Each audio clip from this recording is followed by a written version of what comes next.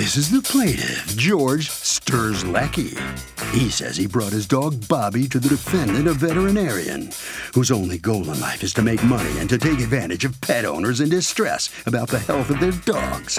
That's right. This guy overcharged him for things that the dog didn't need. He went to another vet who was fantastic, and he's seeking the return of the $3,000 he's owed by this quack vet. This is the defendant, Dr. Nicholas Valenti. He says the plaintiff brought his dog in for a leg problem, and he told him he'd have to put him under to x-ray him and for blood work. The poor dog had a bowling ball-sized tumor on his knee. He was concerned it may be cancer, did an exam, and then the guy went to another vet. He did everything by the book. Turns out he was correct in his assessment because the dog did in fact have cancer, and he owes this ungrateful guy nothing. He's accused of overcharging. All parties, please raise your right hands. Welcome back to the People's Court. Next case on the docket. The plaintiff says the defendant's a heartless vet who did things to the dog that the dog didn't need, but the defendant says the plaintiff is upset because of the diagnosis, which was correct. It's the case of I'll be doggone. Thank you, Douglas. Mr. Strelecki? Tell me how to do it right. Strzelecki. Oh, that's not going to happen. Strelecki. Sir, all right, you are suing Animal Urgent and Wellness Care, represented by Dr. Nicholas Valenti. You're the veterinarian? Yes. For $3,000, $375 money you paid them, and the rest of it for aggravation and loss of time. What happened? My dog, which I have a picture, this is just this winter, he started limping, and it's an American Bulldog. Okay, can I see It's a very the healthy picture? dog, 80 pounds. Let me see the picture. And, okay. This winter, I saw it start limping. I'm in a dental business for 40 years in this country, so my ex-wife died of cancer, and he was start limping, and I was afraid that he has a broken leg or something, maybe a concussion. And we had some customers in the office. There was a veterinarian who told me he has probably concussion or muscle fatigue. That's what I figured it out. And so I tried to make an appointment with the veterinarian. I did appointment in the winter. Can we stop a second? When do you take your dog over there? April 25. And the limp had been going on since when? Since January? Since January, he was limping but it a got little worse bit. in March?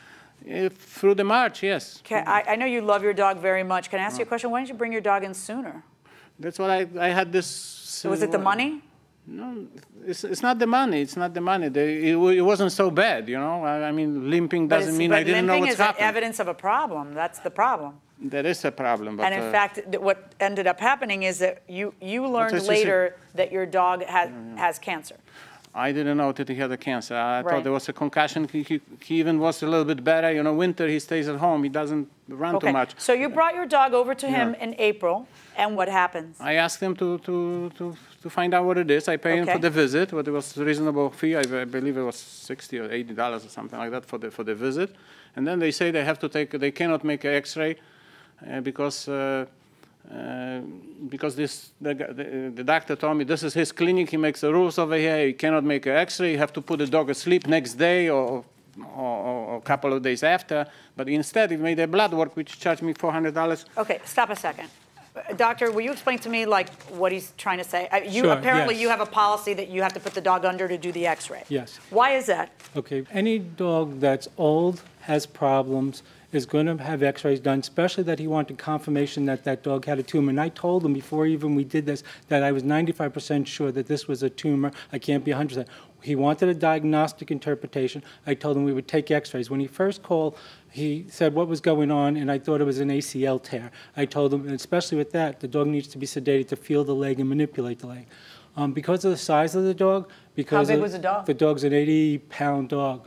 Because the dog had what I would assume was a tumor the size of almost a bowling ball, it's not really a bowling ball. A bowling ball is this big. No, this was big. This was big. How big was it really? I'm going to say the knee was like that. It wasn't big. The knee was big. like that? Did anybody take pictures? No, because we didn't know we would come to this, so I would have taken pictures. Go ahead.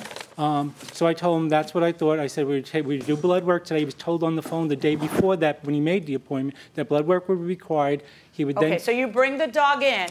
And so the rule in your clinic is blood work first to make sure that the dog can be anesthetized? Yes, for help.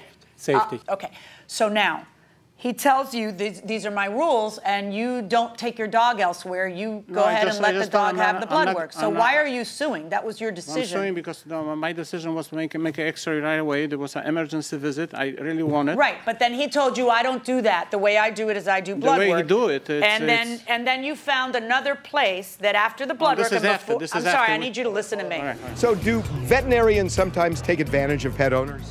I think that they do. We don't really know about our animals, and so they try to take advantage because we love them.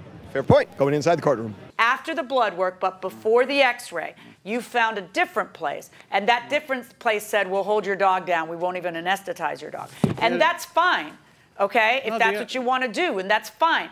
Now, as it turns out, they found a tumor. No matter what, you were going to need blood work, so let's, but putting that to a side, why would I order him to pay you, when you paid him $375, why would I order him to pay you $3,000?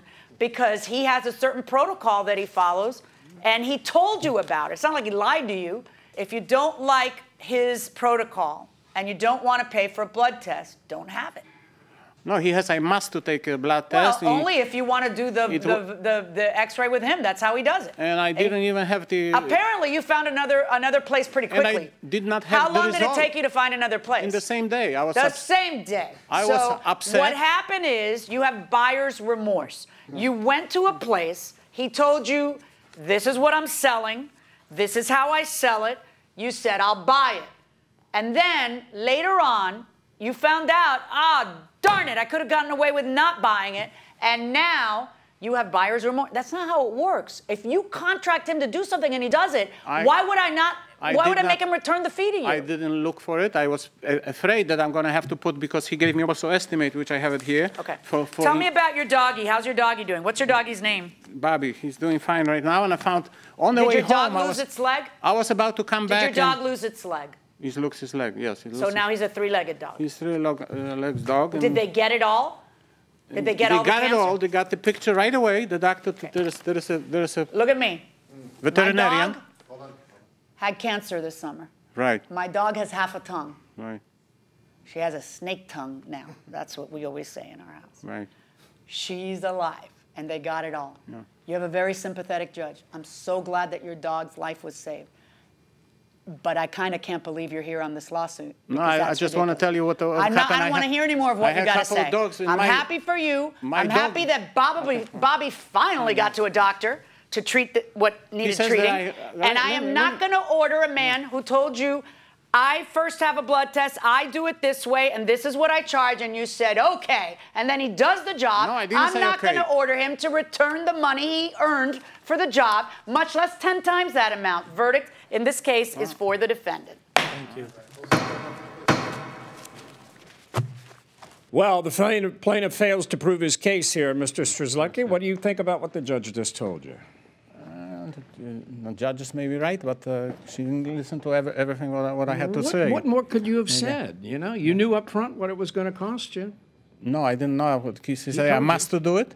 He said, I must do it. He forced me to do it. It's a dirty and nasty office.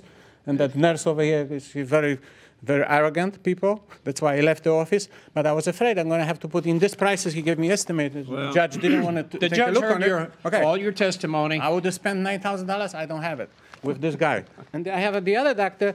I found. I'm sorry, sir. On the way home. I'm sorry. On the way home, that I was upset. I just saw the sign clinic, and the guy did the picture right away. X-ray what I wanted. You didn't listen to the judge carefully. And I paid only $900 instead of $9,000 to this guy. I probably would have to put the dog asleep, which I wouldn't do it. Another thing is, he says, sir, we're out of time. You got to go sign some documents. Okay. Good luck. I don't know, doctor. He's very upset, but he just doesn't understand. You know, the judge certainly spelled it out for him. No, that's the truth. He doesn't understand. It's sad, and we never charged him $9,000 or quote him a price for surgery. I know. He's upset. He made the choice. He signed papers, agreed to it. I didn't force anything down. And my tech was not rude to him. My business manager wasn't rude to him. Very good. So we did the job. Congratulations. Thank you very much. Does this happen very often? Today you have to write everything down and have everything in written because that's the only way to prove yourself. No kidding. And that's what we do. I really thank you for... Good for you. Okay, congratulations. Thank you very much. Very good advice from him, Harvey. What do you think? Doug, fact is that a vet can do whatever is medically necessary, and that is exactly what this vet did.